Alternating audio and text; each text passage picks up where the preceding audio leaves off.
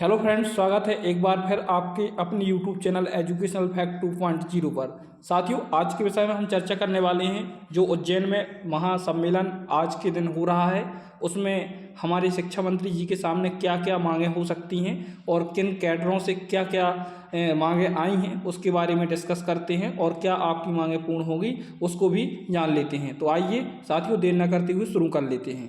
इसमें लिखा है, आज उज्जैन के शर्मा पार्क में होने वाला अतिथि शिक्षक महासम्मेलन काफ़ी महत्वपूर्ण माना जा रहा है, खासकर इसलिए क्योंकि इसमें एमपी के शिक्षा मंत्री राव उदय प्रताप सिंह जी उपस्थिति प्रस्तावित है। ऐसे में अतिथि शिक्षकों को संभावित मांगें निम्न हो सकती हैं। क्या है, आइए साथियों देखते हैं। इसमें लिखा, संभावित प्रमुख मांगें विस्तार से। पहला मुद्दा रहेगा नियमितीकरण, रेगुलराइजेशन।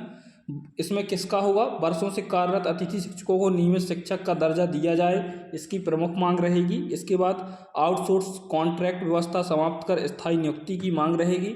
इसके बाद अनुभव के आधार पर सीधी समायोजन की मांग भी रखी जाएगी। आइए और क्या मांगें होने वाली हैं उसको देखते हैं। स्कोर कार्ड में बोनस अंक, इस पर भी इंक्लूड किया गया है ये मुद्दा और इसकी भी मांग की गई है। अनुभव के वर्षों के आधार पर अतिरिक्त अंक जोड़े जाएं स्कोर कार्ड में। भर्ती प्रक्रिया में अतिथि शिक्षकों को प्राथमिकता के क्रम में रखा जाए, ये भी उसमें मांग शामिल की गई है। पुराने अतिथि अनुभव को मान्य करने की स्पष्ट नीति भी बनाई जाए, इस प्रकार की मांगें उसमें रखी गई हैं। आइए और क्या मांगे हैं और देखते हैं। इसमें देखो, मानदेय को लेकर भी मांग की गई है। वर्तमान में मानदेय में बढ़ोतरी करने के लिए मांग की गई। न्यूनतम वेतनमान के बराबर भुगतान की मांग।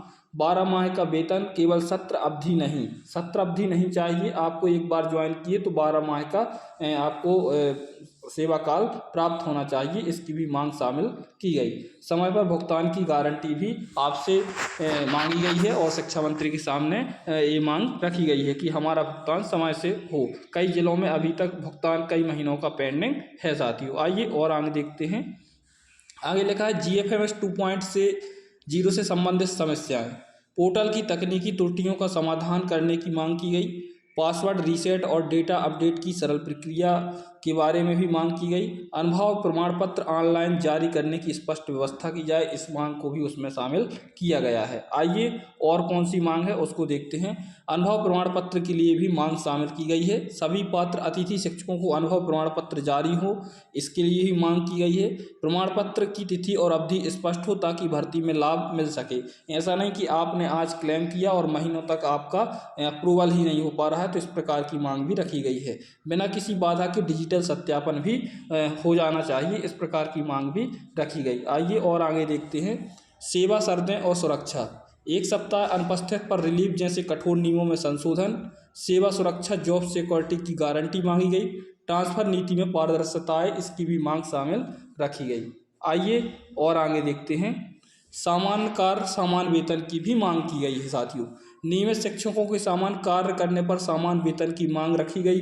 DA, महंगाई भत्ता और अन्य लाभों की व्यवस्था भी की जाए, इस प्रकार की मांग भी शिक्षा मंत्री के सामने रखी जाने वाली है। आज ही उज्जैन में महासम्मेलन प्रस्तावित है। आइए और देखते हैं और क्या है। भविष्य की भर्ती नीति। नई शिक्षक भर्ती में अतिथि शिक्षकों के लिए आरक्षित प्रतिशत आयु सीमा में छूट। दस्तावेज सत्यापन प्रक्रिया सरल की जाए, इस प्रकार की मांगों को भी शामिल किया गया है। आइए आज की लास्ट और क्या बड़ा फैसला संभव है इसके बारे में डिस्कस करते हैं। अगर शिक्षा मंत्री जी मंच से कोई घोषणा करते हैं तो यह संभावित हो सकता है बोनस अंक पर आधिकारिक आदेश आ जाए, मानदेय वृद्धि का आश्वासन मिल सकता है, नियमितीकरण पर कमेटी गठन हो सकती है, GFMS 2.0 में सुधार की घोषणा भी हो सकती है। तो साथियों, इस प्रकार की मांगें आज के महासम्मेलन में शामिल की जाएंगी।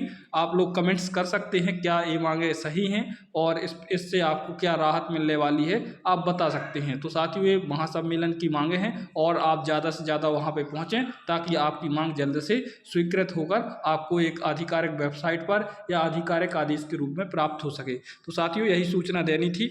सूचना पाकर कैसा लगा कमेंट्स बॉक्स में अपना रिस्पॉन्स जरूर लिखें। तब तक के लिए नमस्कार, जय हिंद, वंदे मातरम साथियों।